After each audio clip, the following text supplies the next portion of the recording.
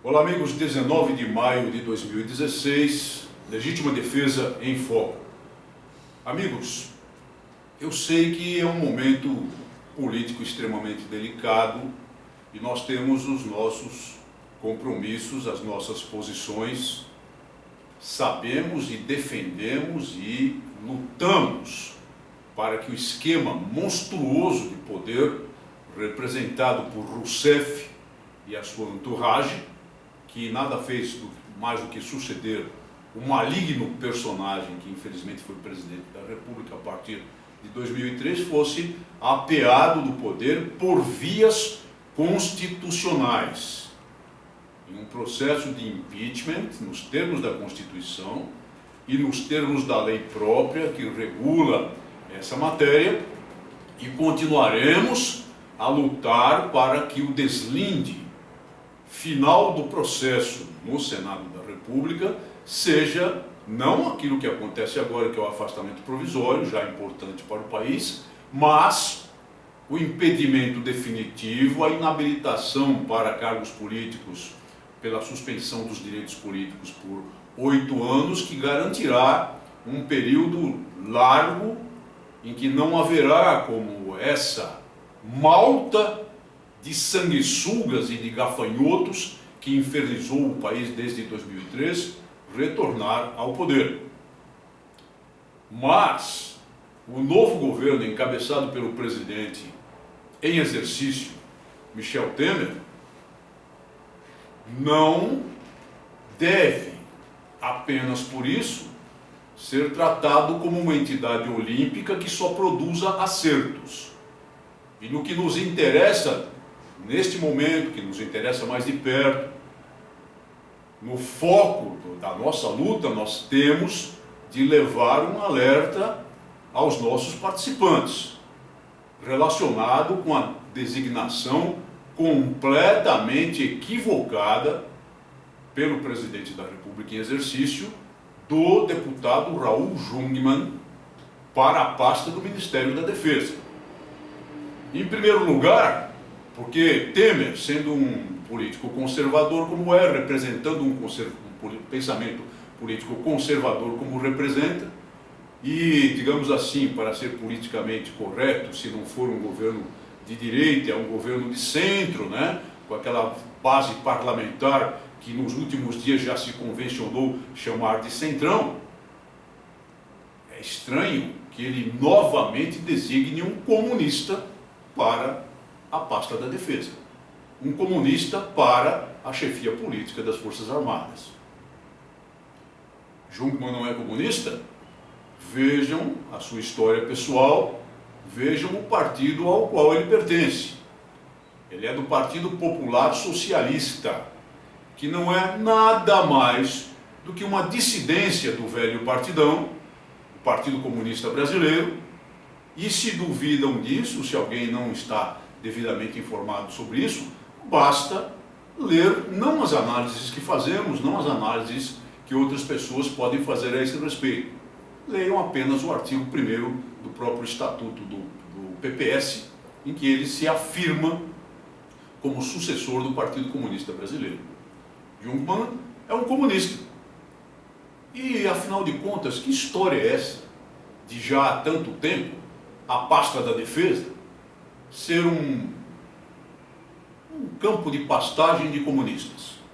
O que é que justifica que o presidente em exercício tenha tomado essa decisão quando ele deveria era quebrar essa escrita, designando para a pasta um militar da reserva que pudesse ser de consenso entre as 3 Forças Armadas, um general, um almirante, um brigadeiro, que pudesse ser de consenso, um militar da reserva já há algum tempo, das Forças Armadas, ou então, se esse acordo não fosse possível, um civil de reconhecidas qualidades de pensamento político conservador e versado, altamente versado, porque há civis com essa qualidade em matéria de defesa nacional. Raul Jungmann não é versado em defesa nacional, nunca foi. Mas é claro que ele sabe e soube agradar o segmento militar, bastando para isso analisar o discurso que ele ontem fez de posse na pasta do Ministério da Defesa, tecendo loas aos projetos de defesa, falando de recursos para os projetos estratégicos de defesa e outras coisas, assim como Aldo Rebelo, quando articulou ser ministro da Defesa, produziu aquela matéria publicada no jornal Estado de São Paulo e em outros jornais do país, em que ele tomava partido das questões salariais dos militares. É muito mal essa figura do Ministério da Defesa. E por outro lado, Raul Jungmann é desarmamentista de quatro costados. Ele é completamente contra a nossa causa. Ele é completamente pelo desarmamento civil. Ele é completamente pela violação do direito de legítima defesa em nosso país. As posições políticas dele nesse sentido sempre foram muito claras e nos 20 meses em que eu fui deputado federal, nós debatemos frequentemente a esse respeito, em alto nível. É preciso dizer que Raul Jungmann não é um homem de arrobos, nem de palavrões, nem de murros na mesa. Debatemos em alto nível, mas em posições antípodas, absolutamente irreconciliáveis.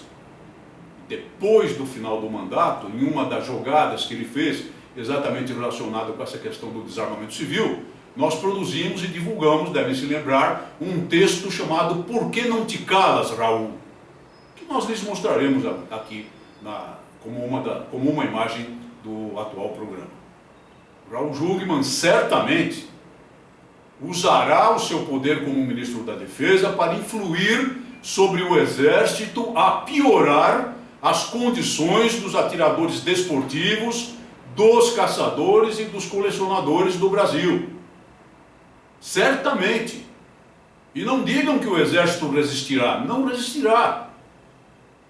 Nós temos visto que na verdade, o próprio Exército vem apertando muito e dificultando muito a situação dos atiradores desportivos, por meio até de normas administrativas altamente discutíveis sob o ponto de vista legal, sob o ponto de vista constitucional, mostrando uma mudança de posição a equipará-lo à posição adotada pela Polícia Federal, comandada por quem nós temos visto nos últimos tempos aí.